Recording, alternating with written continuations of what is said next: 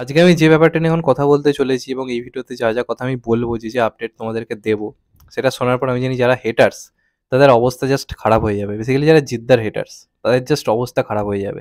কারণ হচ্ছে এরম খবর তারা শুনতে চায় না। কিন্তু যখন নিজের প্রিয় সুপারস্টার বা নিজের প্রিয় অভিনেতাদেরকে নিয়ে যখন কথাগুলো হয়, কোনো পেপারের নিউজে আমরা বলি, তখন কিন্তু তারা খুশি হয়। কিন্তু নিজের বিরোধী যে অভিনেতা আর কি, বা স্টার আর মানে সুপারস্টার আর কি, তার এগেনস্টে এরকম কথা যখন আসে, তখন তাদের বিশ্বাস হয় না। তো সেটা নিয়ে বেসিক্যালি কথা বলবো। তো মানুষ নিয়ে আমি বহুবার ভিডিও করেছি, বক্স অফিস নিয়ে। হ্যাঁ, এটা ঠিক কথা, মানুষ যে বিজনেস ডিজার্ভ করে সেই বিজনেস হয়তো করতে পারেনি। অবশ্যই রাবণ বা চেঙ্গিজের থেকে কম বিজনেস করেছে। এবার আফটার বাজি, জিদ্দা কিন্তু অলরেডি আমরা ভেবে আসছিলাম দুটো হিট দিয়েছে।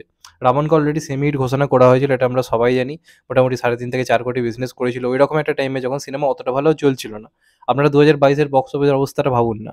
সেখানে দাঁড়িয়ে প্রথম কমার্শিয়াল মুভি এসেছিল রাবণ, মানে মেন স্ট্রিম কমার্শিয়াল মুভি। সেই সময় দাঁড়িয়ে যে কালেকশন করেছিল, আজকে ধরুন এই সেন্টিমেন্টাল রিলিজ করছে, সেগুলো তো মানে 1 কোটি পেরোতে পারছে না। সেখান থেকে দাঁড়িয়ে যদি 3.5-4 কোটি একটা বাংলা সিনেমা করে, একটা মেন স্ট্রিম কমার্শিয়াল মুভি, তাহলে সেটা অবভিয়াসলি একটা হিটের পর্যায়ের মধ্যেই পড়ে, এবং ওটাকে সিমিট ঘোষণা করা হয়েছিল। ঠিক আছে, এবার অনেকে বলতে হবে জিদ্দা নিজে কেন পোস্ট করে না। জিদ্দা নিজের ঢাক নিজে পেটায় না, কোনোদিন পেটায়ও নি। জিদ্দা তারা তো সাথী নিয়ে সব জায়গায় বলে বেড়াতে পারে, দেখেছেন কোনো ইন্টারভিউতে 100 বার বলতে যে সাথী এই করেছে ওই করেছে? জিদ্দা বলে না, জিদ্দা সব বলার নয়। জিদ্দার সিনেমা রিলিজ করা কাজটা করা নেই জিদ্দার কথা, ব্যাস দ্যাটস ইট। তারপর আমরা সবাই জানি জিদ্দা নিজে পোস্ট করেছিল, ওই মানুষটি যে কোনো কথা বলে না, সে নিজে পোস্ট করে জানায় চেঙ্গিজ সুপারহিট হয়েছে। তো অলরেডি আমরা দেখতে পেয়েছি যে আফটার কোভিড জিদ্দার কেরিয়ারে ভালো সময় যাচ্ছে। Raavan hit, Chengiz superhit. দুঃখ ছিল যে ব্যাপারটা নিয়ে বেসিক্যালি জিৎ ফ্যান্সদের মধ্যে, যে মানুষ মানুষ জিদ্দার কেরিয়ারে হয়তো একটা ফ্লপ হলো। কিন্তু আমি সবার আগে একটা ভিডিও করেছিলাম, যখন আমি বলেছিলাম যে এই সিনেমাটা বাংলাদেশে একটা দারুণ বিজনেস করছে, বাংলাদেশের যারা ট্রেড অ্যানালিস্ট যারা রয়েছে তাদের সঙ্গে কথা হয়েছে, এবং ওখানে একটা মোটামুটি 1 থেকে 1.5 কোটি কালেকশন করেছে। তখন কারোর বিশ্বাস হয়নি। অনেকেরই বক্তব্য ছিল মিথ্যা কথা বলছি, হ্যান ত্যান, এটা ওটা বলছি। তো এই সময় নিউজ পেপার, বাংলার one of the biggest news paper, এটা আমরা সবাই জানি। আজকে দেবের ক্ষেত্রে যখন কোনো খবর আসে, দেবদার ক্ষেত্রে বা বুম্বাদার ক্ষেত্রে বা এসবিএফ এর ক্ষেত্রে, চোখ বন্ধ করে বিশ্বাস করি। প্রত্যেকে সেটা নিজেদের পেজ থেকে পোস্টও করে, যে সমস্ত ফ্যান পেজগুলো রয়েছে। তখন কিন্তু তারা দেখে না এটা সত্যি কিনা মিথ্যে কি, তারা কিন্তু দেখে না, তারা পোস্ট করে। কারণ তাদের প্রিয় সুপারস্টারকে নিয়ে ভালো খবর বেরিয়েছে, এবং আমরাও সেটা বিশ্বাস করি যে হ্যাঁ, এরকম একটা পেপার কোনো মিথ্যে কথা বলতে পারে না। তো কালকে বা কদিন আগের কথাই যদি বলি, আমি দেখলাম আমাকে হঠাৎ করে একজন পাঠালো, এই সময়ের অফিসিয়াল জায়গা থেকে জিনিসটা জানা গেছে।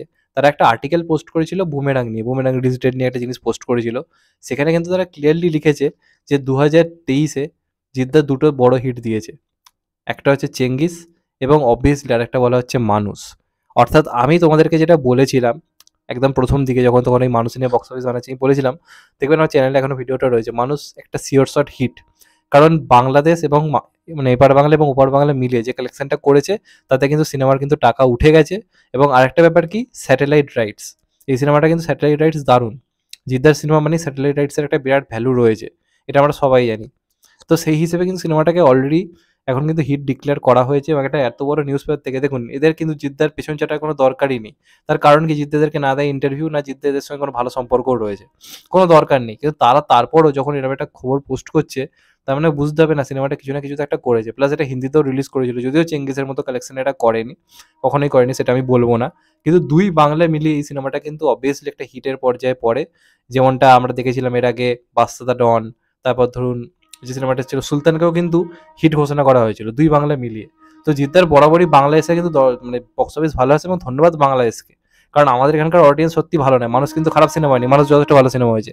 কিন্তু বাংলাদেশের অডিয়েন্সকে ধন্যবাদ যে তারা এইভাবে আমাদের দেশের একজন সুপারস্টারের পাশে দাঁড়িয়েছে, তার সিনেমা দেখতে গেছে হল ভরিয়ে রীতিমতো। তখন আমি আপডেট ডেটা দেখবেন দিতাম যে হলের কিরাম ভিড়, সবই বলতাম, কারো বিশ্বাস হতো না। তো আজকে একটা নিউজ পেপার যখন এই খবরটা করলো, তখন দেখে যায়, সত্যি কথা বলতে আমার ভালো লাগছে। হ্যাঁ, আমি এটা নিয়ে কথা বলেছি, সেটা যে কোথাও গিয়ে মিললো, আমার নিজেরও ভালো লাগছে, যে কারণে আমি কথা বললাম। তো মানুষ কিন্তু শিওর শট হিট। আমরা যেমন এই নিউজ পেপারের এসবিএফ এর দেওয়া বক্স অফিস বিশ্বাস করে নিই, আমরা যেমন এই বক্স অফিসে দেবদার বক্স অফিসগুলোকে বিশ্বাস করে নিই, তেমনভাবে আমার মনে হয় কিন্তু জিদ্দার ক্ষেত্রে আমাদের মনে হয় একই নিয়ম মানা উচিত। আজকে যদি আমরা জিদ্দার বক্স অফিসকেও বলে দিই যে না না, এই সময় তো ভুলভাল কথা বলছে, কি করে হিট হতে পারে, তাহলে আজ অব্দি যা খবর এই সময় বলেছে যে এসবিএফ এর এই সিনেমাটা 9 কোটি 10 কোটি বিজনেস করেছে, সেগুলো তাহলে আমাদের বিশ্বাস করা তাহলে উচিত হয়নি, তাই না? যাই হোক, এটাই ছিল আমার বক্তব্য। এটা খুবই খুশির খবর, আশা করি জিৎ ফ্যান্সদের জন্য, আমার তো ব্যক্তিগতভাবে মনে হয়। এবং আফটার কোভিড এই মুহূর্তে দিয়ে জিদ্দার কোনো ফ্লপ নেই। রাবণও হিট, মানে সেমি হিট, অপরদিকে চেঙ্গিস সুপার হিট, আর মানুষও হিট হয়েছে। খুব বড় হিট বলবো না, তবে হিট হয়েছে, দ্যাটস এনাফ। একটা লোক মেন স্ট্রিম কমার্শিয়াল সিনেমা করছে যেখানে কেউ করছে না। 2022-23-এ তো কেউ করেনি, 2024 আজকে অনেকে করছে, 2022-23-এ কেউ করেনি। ঠিক আছে? আর তার আগেও তো কেউ করছিল না। আমি শুধু কোভিডের পরের কথা কেন বলছি, কোভিডের আগেও যে টাইমটা, তখনও তো কেউ করছিল না। সেই সময় দাঁড়িয়ে লোকটা একা করে গেছে এবং আফটার কোভিড 3টে হিট দিয়েছে। মানে কে ভাবতে পেরেছিল যে এরকম একটা বক্স অফিস হবে? That's enough. আমি এটুকুতেই খুশি, আমার এর থেকে বেশি কিছু দরকার নেই। এটা তো কেউ করতে পারছে না। যে কারণে আজকে 2024-এ এত সিনেমা রিলিজ করছে। আজকে দেবদা যে খাদান করছে বা অঙ্কুশে যে মির্জা করছে, এই যে সাহসটা ফার্স্ট কে জুগিয়েছে? আজকে তাদের ফ্যান বেসের এটা বিশ্বাস করা উচিত, কারণ এতদিন ধরে লোকটা তো একা করে গেছে। যে সমস্ত ফাইট মাস্টাররা কাজ পাচ্ছিল না তাদেরকে কাজ দিয়েছে। কত সাইড অ্যাক্টর রয়েছে, তারা মানে দিনের দিন খাওয়া অবস্থা, তাদেরকে কাজ দিয়েছে জিদ্দা। কারণ একটা কমার্শিয়াল সিনেমায় অনেক অনেক অভিনেতা অভিনেত্রীর দরকার হয়। তো সেইগুলো কিন্তু একটা ছোটখাটো সিনেমায় থাকে না, সেগুলো একটা বড় সিনেমাতে থাকে। তো লোকটা কিন্তু ইন্ডাস্ট্রিটাকে টেনে গেছে ভাই। তো এটা মানতে হবে। এটা না মানলে সেটা আপনার ব্যর্থতা, এটা আপনার মূর্খতা। আপনি মানতে নাই পারেন, কিন্তু এটা সত্যি। এটাই বেসিক্যালি বলার। যাই হোক, তোমাদের এটা নিয়ে কি মতামত অবশ্যই কমেন্ট করে জানিও। চ্যানেলটা নতুন হলে চ্যানেলটাকে সাবস্ক্রাইব করে দিও and get the bell icon. ভালো থেকো সবাই, টেক কেয়ার, নমস্কার, আবার দেখা হবে। এখন তো ভাই সবাই ভালো থেকো, সুস্থ থেকো, নমস্কার, টেক কেয়ার, আবার দেখা হবে, ভালো থেকো সবাই।